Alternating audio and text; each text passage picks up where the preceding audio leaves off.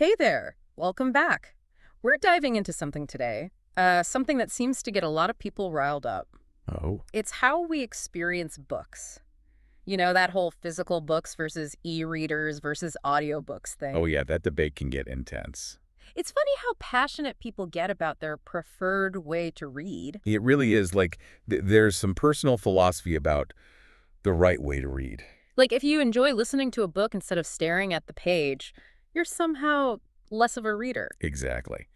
And for today's deep dive, you've sent us this piece by Daniel Green, Yeah. the BookTube creator. He narrates audiobooks, too. That's right. It's an argument in favor of audiobooks and e-readers. I thought his take was really refreshing. He just comes right out and says, life is short, let people enjoy things. I know, right? Like, why shame someone for how they experience the story? That's a good point. I mean, this tendency to judge what other people do for fun, Yeah, it seems pretty ingrained in our society. like whether it's music or shows you watch or how you choose to unwind.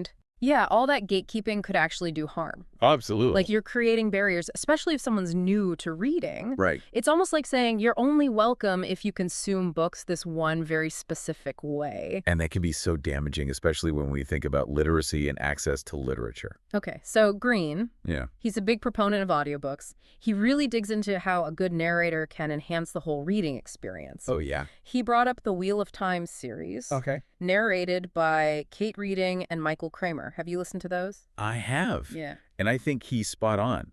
You Yep. know, it's kind of like a stage performance. Uh-huh.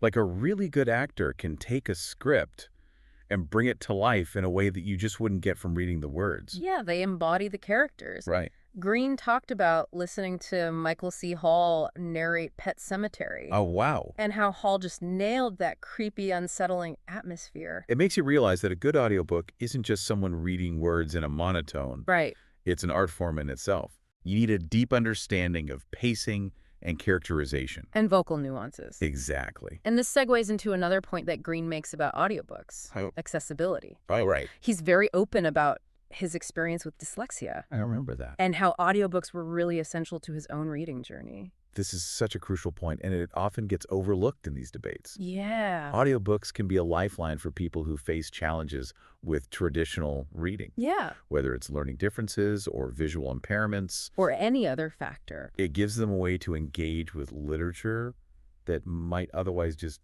feel completely out of reach. And I remember Green mentioned how he could focus better and absorb the information more effectively through listening even in environments with distractions. Really? Yeah, like he talked about being on the subway, surrounded by all the noise and chaos. Oh, well. But being able to create this little bubble of immersion with his noise-canceling headphones and an audiobook. That's so fascinating because it challenges the idea that you need absolute silence and stillness to really connect with a book. Right. It's like audiobooks offer this kind of cognitive flexibility. Yeah, You can adapt your reading experience to all sorts of different environments and situations. exactly. But, you know, there's always that one argument that comes up when we talk about audiobooks. Yeah. You didn't really read it if you listened to it. Oh, I know that one.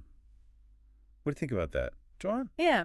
I think that argument comes from a fundamental misunderstanding of how the brain processes information. Yeah, There's this assumption that reading is inherently superior to listening when it comes to comprehending and retaining information. right. But research shows otherwise. So our brains don't really make a distinction between taking in information through our eyes versus our ears. Yeah, in a sense, studies have actually shown that the same areas of the brain are active, whether you're reading text or listening to someone speak those words. So it's like our brains are saying, hey, a story is a story. Just give it to me however you want.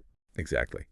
And Green, he has this really witty way of addressing this. Oh, yeah. He calls it his rhetorician rebuttal. It is clever. He basically says, if reading is better than listening, then speaking must be better than writing. Right. It's such a good way to expose how absurd that line of thinking is. Yeah, it forces us to examine our assumptions. Right. And to think about why we place so much value on one way of engaging over another. Like, ultimately, the goal is to connect with the story regardless of how we do it. And Green, he has this theory about where all this book snobbery comes from. Yeah. He thinks it often comes from a sense of insecurity Oh, and a desire to feel superior to others. I wonder about that. Yeah. What do you think? Mm-hmm. There could be some truth to that. Yeah. We see this in all sorts of areas, not just literature. Yeah. This need to validate our choices by putting down what other people like. Right. Like you're somehow more evolved because you prefer vinyl to streaming or single origin coffee over instant. But back to Green's point about getting those judgy comments for liking audiobooks. It got me thinking, have you ever experienced that? As a listener. Yeah. Like, has anyone ever made you feel bad for how you choose to enjoy a story? You know, I'm sure many of us have at least encountered those little hints of judgment. Right. But in the end, it really comes down to personal preference. Yeah. Our preferences are valid. Yeah. The way we choose to read should bring us joy, not shame. Totally. And, speaking of which, Green made some good points about the practicality and convenience of e-readers. Oh, yeah, totally. He talked about traveling with a stack of physical books versus having a whole library at your fingertips. Right. Let's be real for a second. Physical books. Yeah. They're lovely. They have sentimental value, but they can be a pain to lug around. Yeah. E-readers offer so many practical advantages. Portability. Adjustable font sizes. Built-in dictionaries. You can search for specific phrases. I'm a big fan of the adjustable font sizes. Oh, yeah. It's a game changer for people with visual impairments or anyone who just prefers a larger text size. And think about the environment. E-readers have the potential to really cut down on paper consumption and deforestation. That's a good point. I hadn't even thought about it from that perspective. Yeah, it adds a whole other layer to this debate.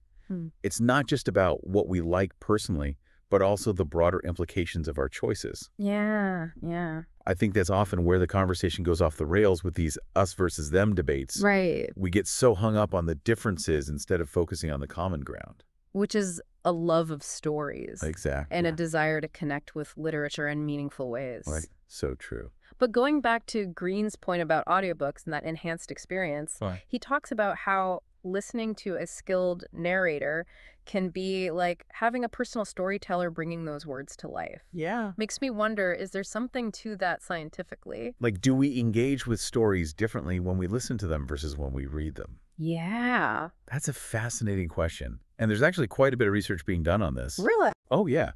It turns out that listening to spoken language activates different parts of the brain than reading text. When we listen, we're using areas associated with auditory processing memory, even emotional responses. So it's more than just understanding the words. It is. It's about experiencing the emotions behind them. Exactly. And there's some evidence that suggests listening to a story can actually lead to a more visceral emotional experience than reading. Interesting. Think about it. When we listen, we're not just processing the words. Right. We're taking in the tone of voice, the pacing, the pauses, all those little things that add layers of emotion and subtext. Yeah. It's like the narrator becomes this conduit for the author's intentions, guiding us through the emotional landscape of the story. And that emotional connection deepens our understanding and appreciation of what's happening. Absolutely. Now, that's not to say reading can't be just as powerful. Right. But listening offers this unique pathway into the heart of the story. I remember Green's analogy about audiobooks being like comfort food and brain food. Oh, yeah. It really captures that feeling of both enjoyment and enrichment. It does. And he talks about how listening can create this super immersive experience, almost like you're being transported right into the world of the story. A lot of audiobook lovers talk about that sense of immersion, that feeling of getting totally swept up in the narrative, losing track of time and space. Green even joked that people who judge audiobook listeners should be pushed in front of a train. Oh, my goodness. Obviously, he's being hyperbolic. Right. But it does show how much he cares about this topic. Yeah, he definitely doesn't shy away from expressing his opinions. And he does it in such a clever way. Yeah, it's humorous and thought-provoking at the same time. And that passion is contagious. It really is. It makes you want to rethink your own assumptions and be open to new ways of engaging with literature. Absolutely. And I think that's one of the biggest takeaways from this deep dive. What is that? It's not just about defending audiobooks or e-readers. Yeah. It's about encouraging a more open-minded approach to literature as a whole. Exactly.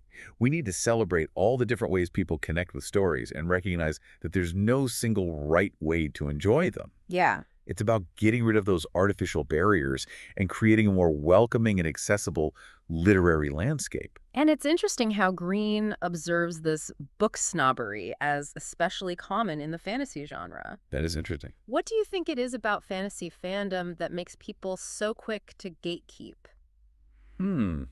That's a good question. Maybe it has something to do with how immersive fantasy worlds are. Yeah. Fans often feel a deep sense of connection to those stories, even a sense of ownership. Right. And as a result, they might be more protective of them. Like they want to safeguard the integrity of the world and the characters. Exactly. But even so, I think it's important to remember that gatekeeping ultimately harms the community as a whole. Oh, it absolutely does. It discourages new readers, and it limits the potential for growth and shared experiences. If we want these fantastical worlds to thrive, we need to welcome new explorers and celebrate their unique journeys, no matter how they choose to experience them. I like that. And, this isn't just a fantasy thing. Yeah. I've noticed similar attitudes in other genres, too. Like what? This sense that some books are more worthy of our time and attention. Yeah, like there's this hierarchy of literature Right. where some genres or authors are seen as more prestigious or intellectual. Exactly. Yeah. It's a dangerous way to think about reading, because ultimately what matters is the connection we have with the story. Doesn't matter if it's a classic novel, a contemporary thriller, or a lighthearted romance. No. The power of a story comes from its ability to move us, to teach us, to make us think and feel. Well said. It's that emotional resonance, the intellectual stimulation, the pure joy of getting lost in another world. Those are the things that truly matter. And those experiences can be just as powerful when you're listening to a story. Right. For some people, audiobooks are the key. Yeah. They open up this whole new world of literary possibilities. Totally. People who might have struggled with traditional reading can suddenly access all these stories through audiobooks. Exactly. It's amazing. Yeah, it opens up so many doors, and it allows them to experience the joy and wonder of literature in a way that works for them. And that's what's so great about this whole conversation. Yeah. It's about expanding access to literature and recognizing all the different ways we can connect with stories. Right. It's not about one method being superior to another. It's not. It's about acknowledging that everybody's journey is valid. Exactly. Whether you love holding a paperback or having an e-reader on your commute or getting lost in a good audiobook, Yeah. the important thing is that you connect with the story itself. That connection should be at the heart of every conversation we have about books. Absolutely. Sharing our love of stories, respecting individual preferences, Right. making sure there's room for everyone at the table. And sometimes that means letting go of those old ideas about what it means to be a real reader. Like Daniel Green was talking about. Exactly. So as we wrap up this deep dive, what's the big takeaway for our listeners today? What are we hoping they'll remember? Don't let anyone shame you for how you enjoy stories. Period. End of story. Yeah. Whether you prefer paper or digital or audio, the most important thing is that you're engaging with the story. Right. It's about finding that spark of joy and wonder that stories can give us. So if audiobooks open up a world of literature for you, then go for it. Yeah. Let those stories transport you however you want to experience them. And if you're looking for more great book discussions, you should definitely check out Daniel Green's YouTube channel. Oh, yeah. He's a fantastic resource. Yeah, he's got great recommendations and some really insightful takes on things. He's a real advocate for making the literary world more accessible and inclusive. Well, that about wraps it up for our deep dive today. It does. We hope you enjoyed exploring this topic with us. Yeah. And maybe even found some new perspectives along the way. Keep embracing your own journey through the world of stories. Yeah. Happy reading, everyone. Or should I say happy listening? Maybe both. You know what? Let's go with both. Until next time, keep those pages turning, those screens glowing, and those headphones pumping out those fantastic stories.